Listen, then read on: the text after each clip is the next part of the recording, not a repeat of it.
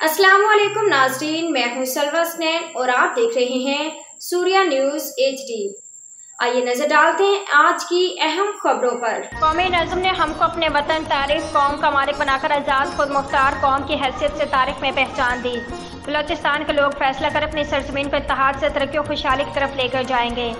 ये दूसरे के मफादात की खातिर खुद को कुर्बान करते रहेंगे। नवाबज़दा लश्करी रईसानी क्वेटा पीरजान बलोच। ये बात उन्होंने बंगलजई अबरू कबाइल के दरमियान मीर शेरबाज बंगलजई के खून का 30 साल बाद तस्फिया होने के मौका पर मुनक़दा जरगा से खिताब करते हुए कही।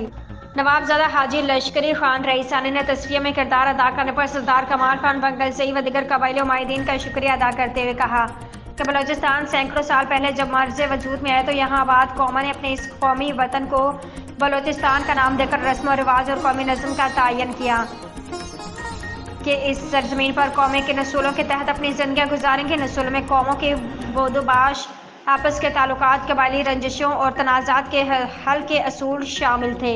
आज के लिए इतना ही। मज़ीद खबरों और अपडेट्स के लिए देखते रहिए सूर्या न्यूज़ HD।